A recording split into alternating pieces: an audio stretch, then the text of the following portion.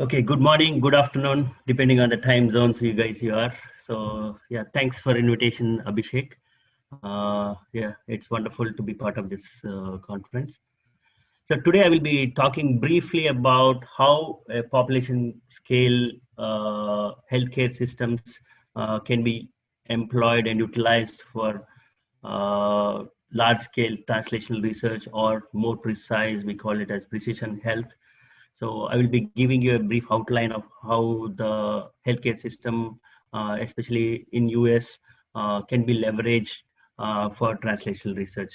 So my brief talk overline would be, I would discuss the different components of uh, healthcare system, where you can utilize the clinical data, and then how you implement some additional changes to the existing healthcare system to employ or leverage large samples, and then do large scale sequencing on them, then leverage and then manage both of them for the research, diagnostics, and treatment. And if time permits, I will be talking about one or two applications in calcium homeostasis, as well as in rare skin disorders, hidradenitis suppurativa, if time permits. So before I go there, I would like to introduce you to the differences between the current or the traditional research approaches for clinical research, or the traditional medicine we call. So there, everyone fits into one bin. You are either a case or a control, and then whatever the discoveries we obtain based on the research, we treat them with one single all the individuals as one single entity, and then provide the solutions. It can be drug or it can be anything, depending on the context. So you provide a single solution for everyone. But as we evolve the research around these phenotypes, now we know that these are not single entity, or a disease system is not a single entity. It has a large scale of subtypes within them, or we call them, as we try to cater precisely to the individuals which are within these subtypes. They can have different risks or different categories, depending on ethnicity, depending on how their behavior, socioeconomic conditions, lifestyle changes, lot of things. We can segregate these samples or the individuals into different categories, and then we cater them individually to address them. So it's not one thing fit all kind of thing, but now we are focusing more specific to individual subgroups. So that's where the precision comes in. That's what the entire medical research is moving on. So with that brief background, I will be talking about utilization of the integrated health systems. So I work in Geisinger. So Geisinger is one of the early adopters of electronic health records, and it's a large integrated healthcare system, where these are the components. I will be briefly talking in detail during my subsequent slides. But one of the key components for any successful translational research is the stable, engaged patient population is the most important factor for a successful research or translational research down the lane. So that is the one of the components. And then utilization of electronic health records, especially for the longitudinal scale, is one of the important factors. And then the adjustments or the improvements to the existing healthcare system is introduction of biobank can make a major thing. And of course, appetite for research is one key component to utilize the previous all these components and utilize for research, and then come up with outcomes or discoveries which can be functionally validated, and then use those lessons learned to give back to the patients, as well as for molecular diagnostics or treatments and all that. So I will be giving, so this will be the overall talk around which I will be talking today. Let's go to individual components, like what makes a research healthcare system ideal for translational research. So as I said, the stable population and engaged patients is the key for anything. But beyond that, the numbers matters. So larger the patient base we have, then a wide range of clinical phenotypes you can capture from that healthcare system. So that is another thing. So here the numbers which I'm talking are mostly around the Geisinger healthcare system. So which is one of the largest healthcare systems with more than 12 integrated hospitals, and they have about more than 100 outpatient practice sites spread across 100 to 200 miles within the vicinity in central Pennsylvania. And they also have strong research support with research sites. And of course, another important aspect is outreach programs, how well you are connected to the patient base and engage them into different activities around research or for their health benefits and so on and so forth.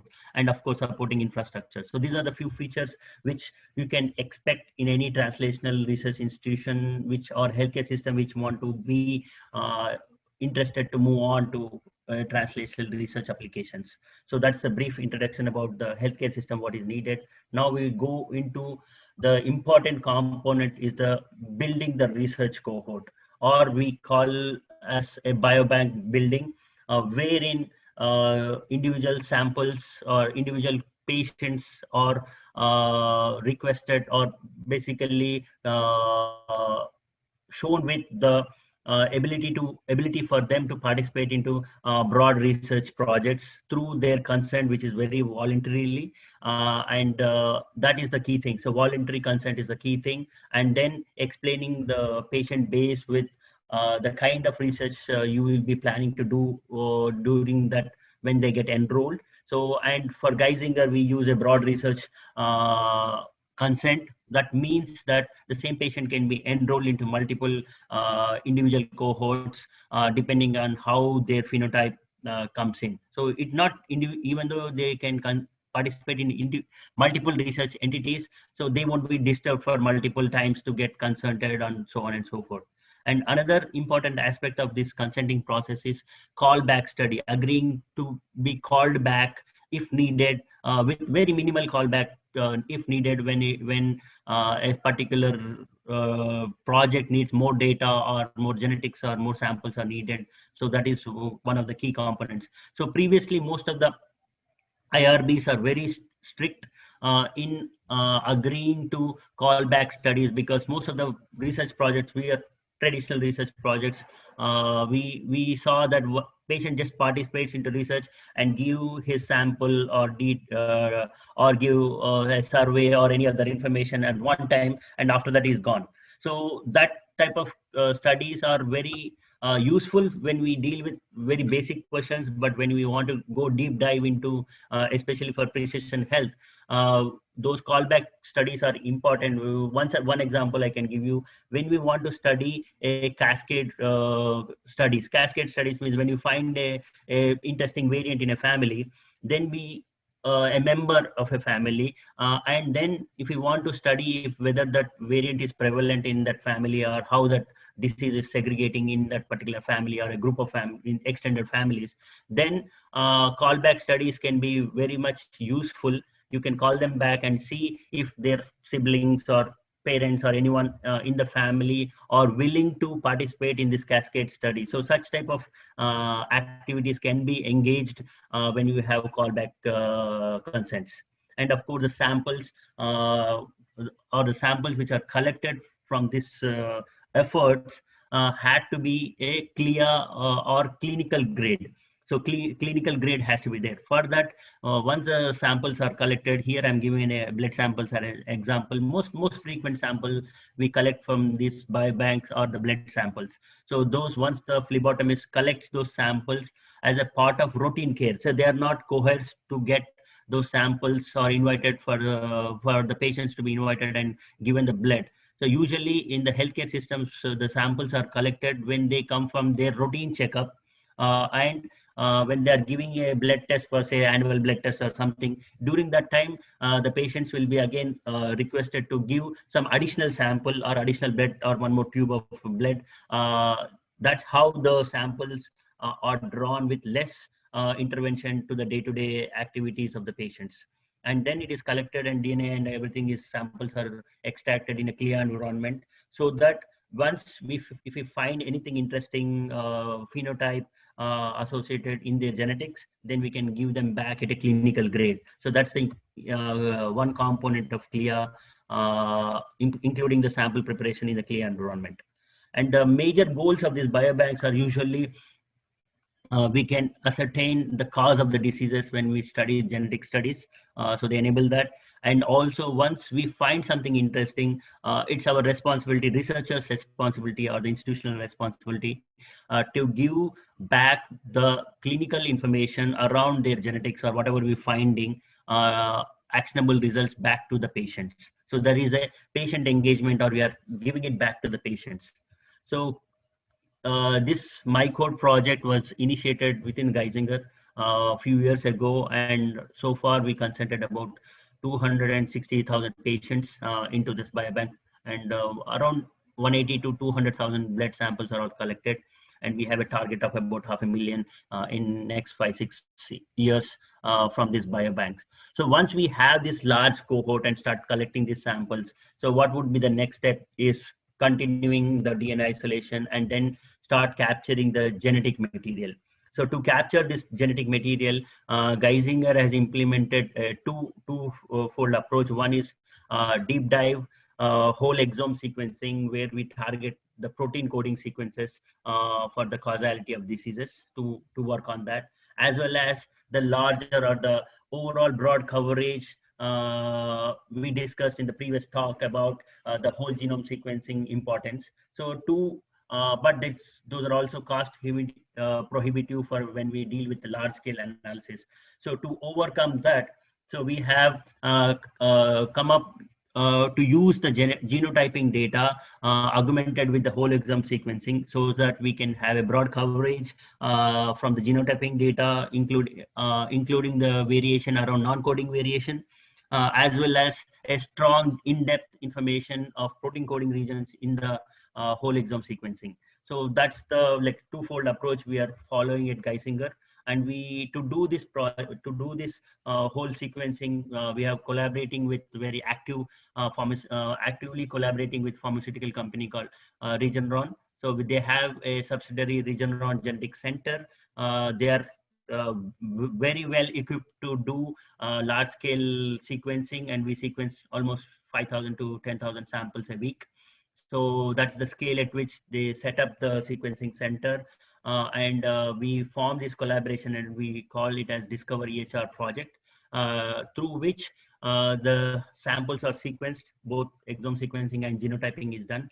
And so far we have sequenced about almost 150,000 patients are sequenced and genotyped so far.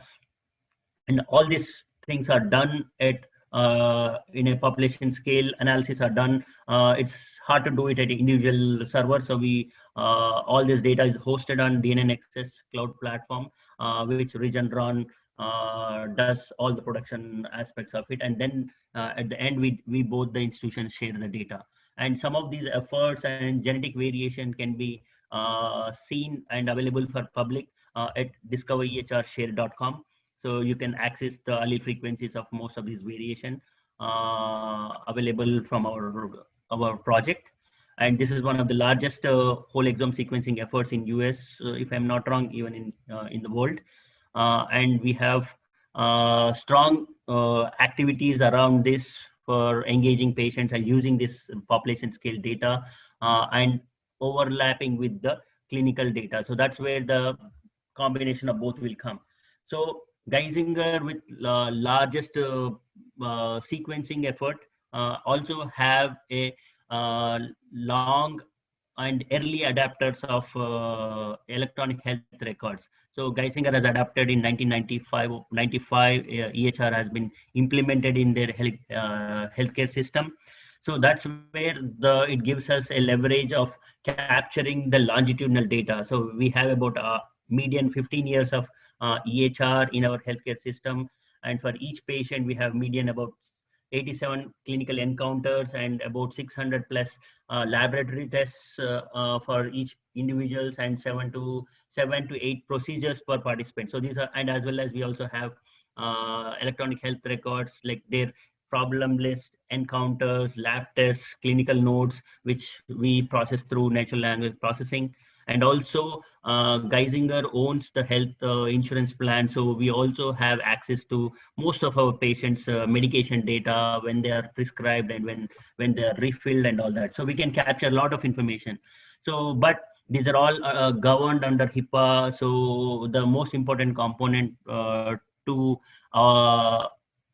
increase the patient privacy. So what we do is we de-identify all this patient data, the clinical data, into a de-identified data warehouse, and then all this data associated with individual patients are stored in this CDS databases.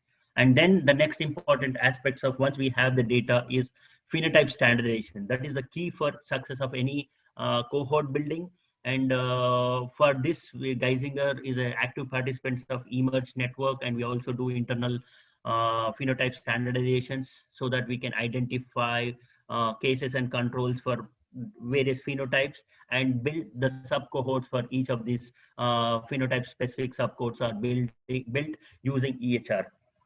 So that's where the biggest challenge comes in cleaning, because this is a real world data. It's not a research or somebody collected individually, because these are the data sets picked up from the live patients information. So de-identification and patient privacy is the key for things. So that's why we have a de-identified database accessible through IRB approvals, stringent IRB approvals, and my code governing board of approvals are needed internally to access this data. And we also have these data standardizations through eMERGE, so which can be employed for our various broad clinical research. So now we have genomic data, and you have electronic health records, and we try to standardize these phenotypes. And now what next? So the next step is, how do you correlate these two informations depending on the phenotype of our interest? So to address the classical system, so many of our previous speakers have mentioned about genome-wide association tests for various research projects.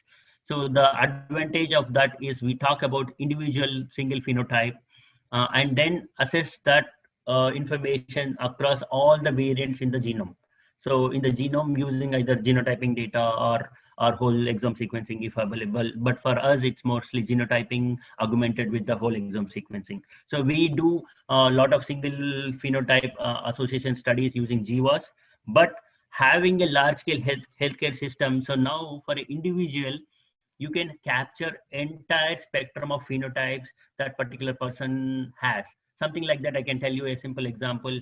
You might have a skin disorder, but you also have diabetes. You might also have something else. So now a individual person will be a case for diabetes, but he's also a case for a skin disorder. He also a case for something else. But for rest of the phenotypes, he's a control studies depending on inclusion and exclusion criteria. I don't go details about that, but so that's where you can build the cohorts quickly when you have large data sets. So and another advantage of using the large scale clinical data is you are assessing that particular patient across multiple phenotypes. So there is a new technology or new method called PheWAS, where it does is phenome-wide association study in contrast to genome-wide association study. So where in genome-wide studies, we have single phenotype across multiple. So this is exactly diagonally opposite, where you start with a single variant and try to assess the correlation or association of that particular variant to multiple phenotypes across spectrum of entire ICD codes for that particular patient or group of patients. So that's where the PheWAS plays a role. Can be possible only when we have a large-scale healthcare system with longitudinal health EHR available for those patients. So you need enriched phenotype information to do PheWAS analysis. So I'll briefly go over how some of the examples. So all the ICD codes are the clinical codes, diagnostic codes, are used by the physicians mostly for billing purposes.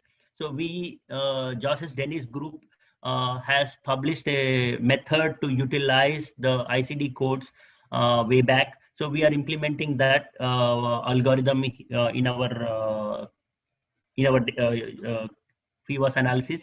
So we use the EHR data and then genotyping data, and we try to call the FIWAS associations by defining the cases as to, and we also need to do the cleanup studies for the data standardization within the EHR. For that, we define clinical cases. Anyone has, for any different designated phenotype, you should have at least 3 or more physician calls for that particular person to be called as a case, and anyone with 1 or 2 calls to be excluded, and anyone without no calls are called controls.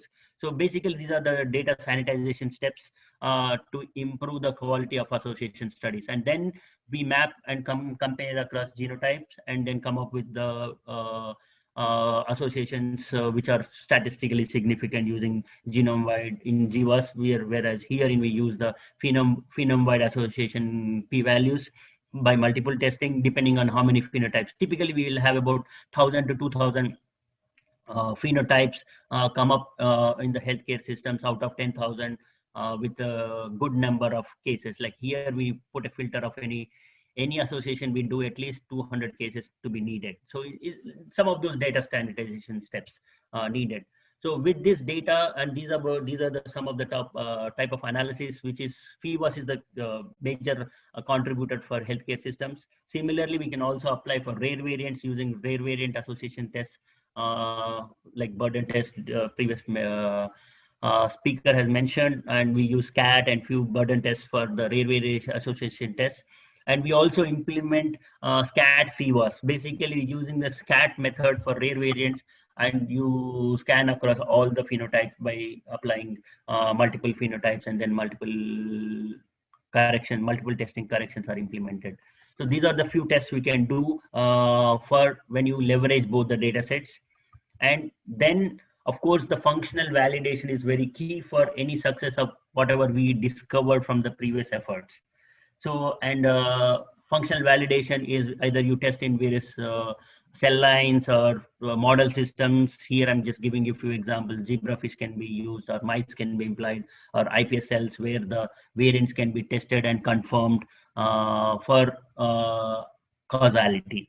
So that is also a key component. For that, lot of we use in-house laboratories for help, but we also collaborate with multiple institutions because we can't find experts in wide range of field in a single institution. So we have a strong collaboration across various institutions in US for our functional validation and collaborations for these efforts. So with that, the next important thing is once we discover our from these data sets, so then how do we implement that discovery into clinical setup back? So for that, one of the approaches is when we find something in those patients, we want to give them back. That we call it as clinical return of results of basically incidental findings, which are important criteria to be returnable is when we find something interesting in their genetics or any variation you find out. So there are two components of it. There will be a lot of discoveries you do on a patient based on genetics, but whether that particular discovery is makes any actionable results in the sense when let's say somebody is prone to say breast cancer, BRCA, you find a BRCA variation in a patient, and then you want to give that information to the patient so that he or she can make a lifestyle changes and be prepared for if anything comes up. But you also along that particular disease is well studied, and it has some drugs to be followed or lifestyle changes can be done. So basically you have for that particular phenotype, you have clinical actionability. So then that particular disease or variation is eligible to be returnable.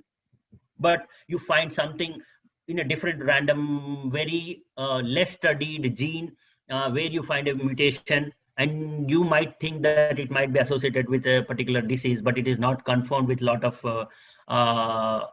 research supported, and also you need to have any actionable things to be done for that particular discovery. If it is not available yet, then we don't return those results because we don't want the patient to be panicked for that particular variation, and we don't want to give them a news where we cannot make an actionable. For that, American College of Medical Genetics plays a major role, and they publish various genes and around genetic disorders, about 27 disorders, including 59 ACMG genes we study. And Geisinger has few more genes, about 76 genes. We think that we can give actionable information back to the patients.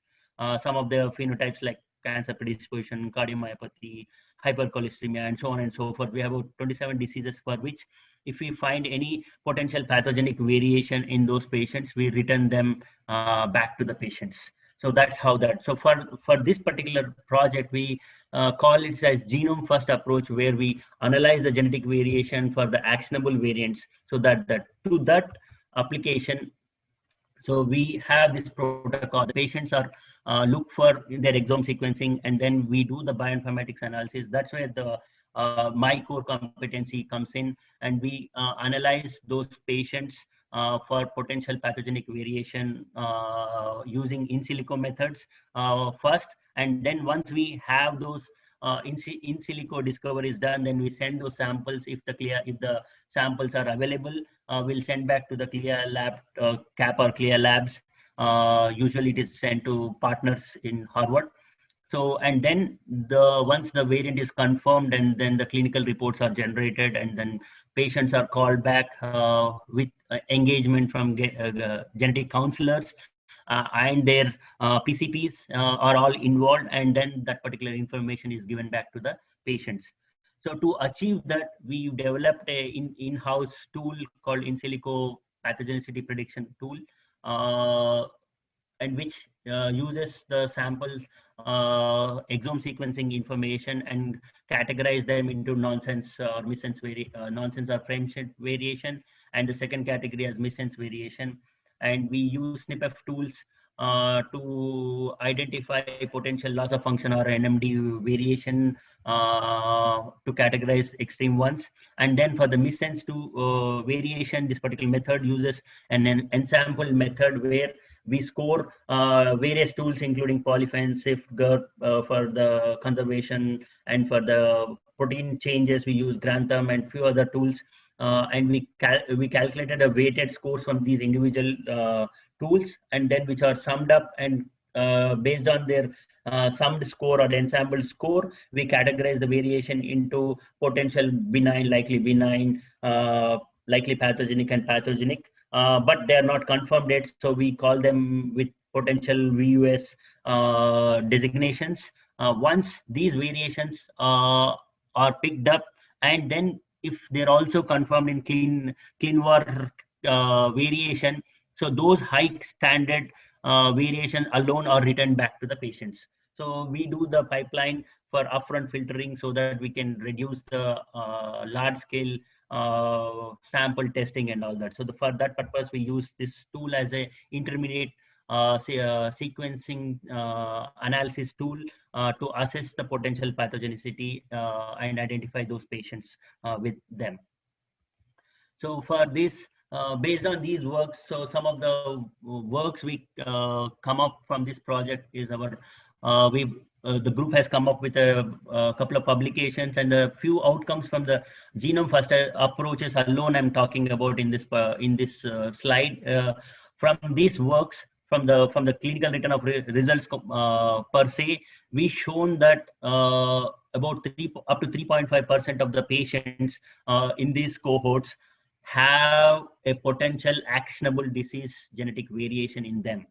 So from as of now, we have about I think if I'm not wrong, about nearing 100,000 patients have been assessed, and they're based on clear sample availability and all that, we are in the process of returning those results to them. And we also, for the rare variant applications, rare disease applications, we looked into, based on this genetic identification, we have shown previously that 1 in 250 of the unselected participants in our Discovery HR cohort has familial hypercholesteremia.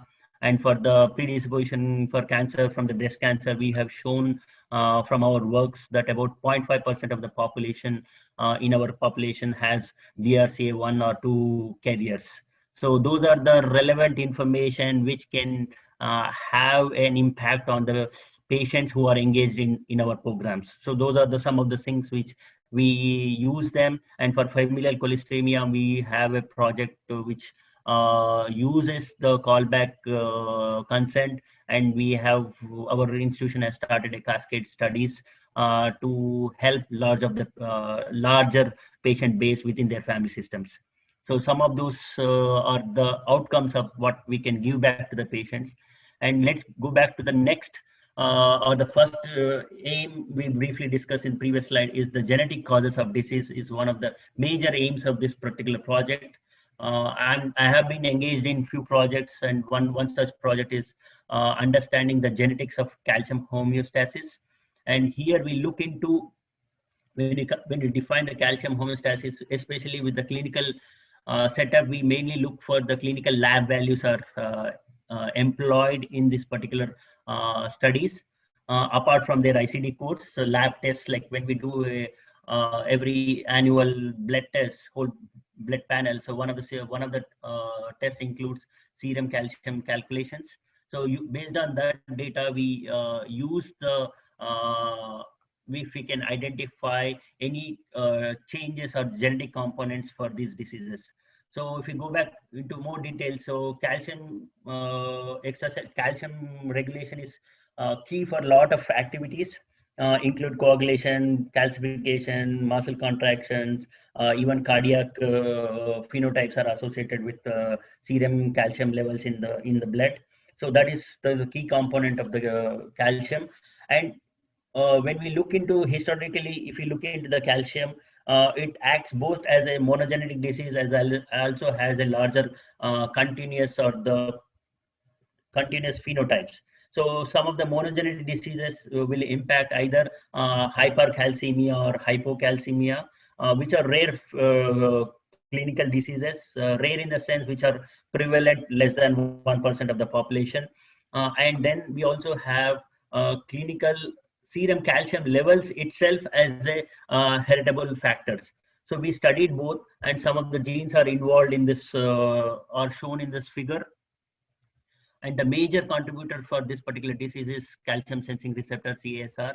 So for first part of the project, we looked into exome sequencing and studied two major clinical phenotypes like familial hypercalciuric hypercalcemia and as well as autosomal dominant hypocalcemia. So these are the two clinical phenotypes are majorly controlled by CSR gene regulation.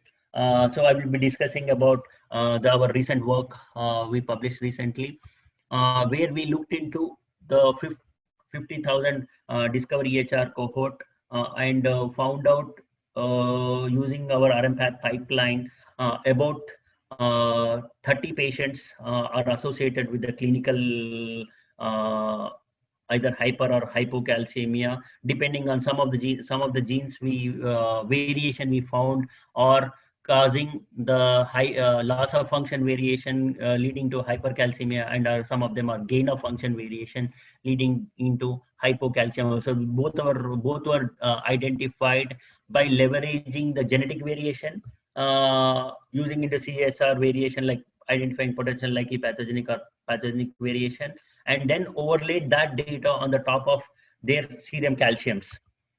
So if you see here, some of the variations where the reference is right in the middle of the allowed calcium ranges, which are between 8 to 10 microgram per DL. So, but for the other variations associated, we found that hypercalcemia variation you see in the panel A, and then we also see use the leveraging clinical data. We can also subtweeze some of the data. So here the overall we looked into median calcium values, but for some variation we found out that there are a lot of patients having hypercalcemia, but 1 or 2 patients have in the normal range. When we teased out and plotted their serum calcium over a period of time in panel B, we observed that some of the patients were first on the left side, you see that they are all in hypercalcemic range, but once the physician identified them as a potential hypercalcemic patients, then they are prescribed the medicines like cinacalcet, then their levels went down. So those are the information which we can capture if you have a longitudinal data across, and then also ascertain that, okay, this particular patient is not a false positive, but he has been already been intervened by a physician to address that particular problem. So those are the information granularity level where we can use this data for having a stronger clinical association. So that can be done, and then we can also look into other variation where we found the individuals harboring these various overall 21 variants we identified in this particular rare variant study on CASR.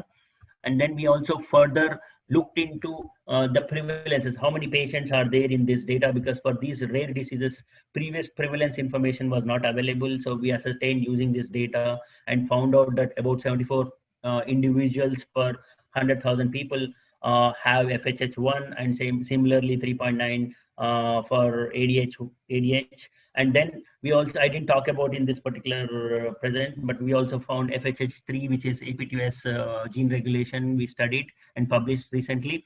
So there we found about 7.8 individuals per every 100,000.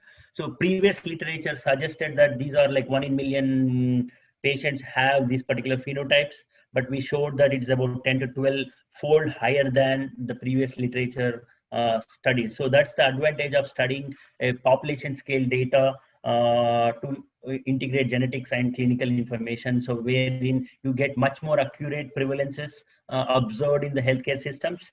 And then further, we also looked into it, what if we have those phenotypes, and what are the other secondary phenotypes which can be regulated by these variations. So for that, we employed SCAT analysis using these bind loss of function variation, and then we done the FIVAS, SCAT FIVAS on those, and then we saw changes in these patients have a stronger impact, secondary impact on thrombosis, heart failure, major depression, some of the phenotypes I'm talking about, but detailed phenotypes are displayed here, which have a secondary impact of those calcium regulation. So that's where now we can go and look more. It will open up more research avenues to look into regulation of calcium into other phenotypes like embolism or heart failure and so on and so forth. So we are following up some of those studies and seeing the correlation between the calcium, serum calcium regulation and in these phenotypes.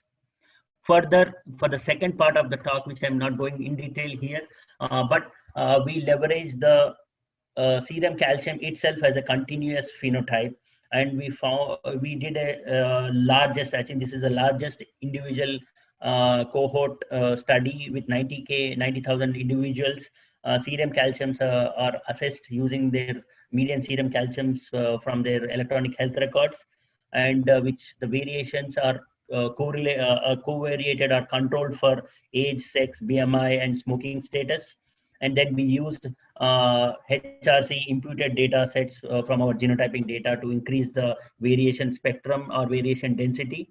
And then we identified, or first we replicated almost all of the previously reported variation which are listed below here, including CASR and other loci. There are about 10 loci previously associated with it.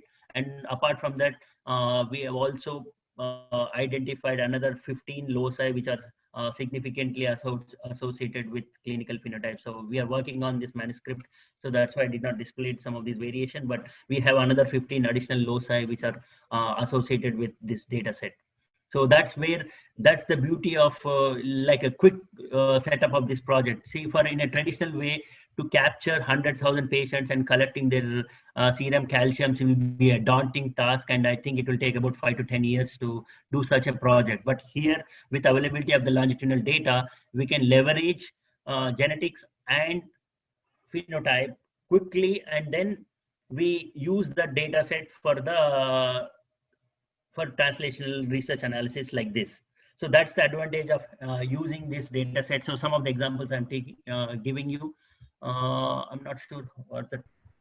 So this is another studies where we applied the same methods which I briefly described earlier onto another rare disease, which is a skin disorder called hidradenitis suppurativa, and with this is a very nasty disease, affects on acne-like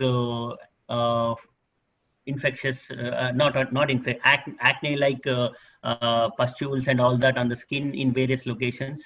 So if you see in the picture, you'll see that how horrible this disease can affect the lifestyles of those patients. Because of that, and we tried to address this particular thing, and which is a rare disease. So we wanted to study this phenotype in collaboration with our dermatologists as well as external collaborators. So the brief outline of the project we looked into is for multiple ethnic studies. So, but today I will be discussing on the leveraging healthcare systems to identify genetic variation in this rare disease. So